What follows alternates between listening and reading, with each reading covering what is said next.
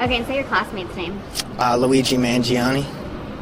How do you know him? What school did you guys go to? How long did you know him for? So I knew him. I came into the school in 8th grade. I knew him 8th grade throughout high school. But I obviously knew him. We were a small class, small school, only about 400 kids in the high school, maybe like 85 to 100 in my class, so everybody knew everyone, really. So what were your interactions? Like, how well did you know him? How many times did you speak to him? What do you remember?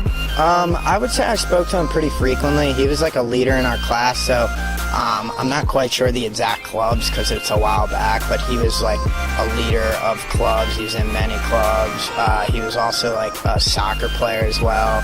He played baseball, I believe, in middle school, but I think he stopped after that.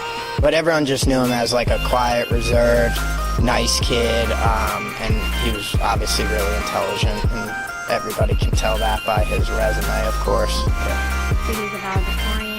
Yeah. Had a speech at your... Yeah, so he spoke at our graduation.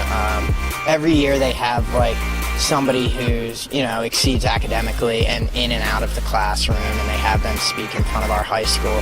It's weird saying it, but yeah, he was that person that we chose to speak, so yeah. Okay, so you've been following this case pretty closely. When you saw the photo with him wearing his mask, what were your thoughts?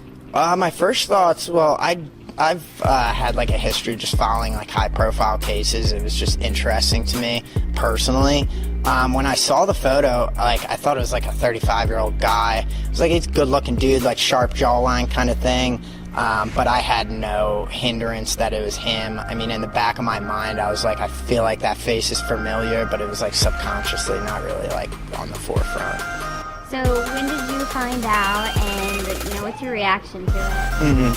So when I found out, I had like 25, 30 text messages from all different people from I'm from Baltimore, obviously, where we went to school together. And everybody that I know from Baltimore is reaching out to me like, did you know this guy? Did you go to school with him? He graduated in the same class as you. And of course I, replied to all of them after a while and said, yeah. So my initial reactions were just shock, surprise, and I just would never expect someone who went to our school to, be involved in this. So it was just shock, really. I'm still shocked. What year did you graduate? 2016. Okay, from 2016 until now, have you spoken to him at all, or seen anything on Facebook? Are you friends with him on Facebook? I followed him on Instagram. I think we went back and forth here and there, just touching base with each other. I hadn't spoke to him in maybe 4 years prior to this, though.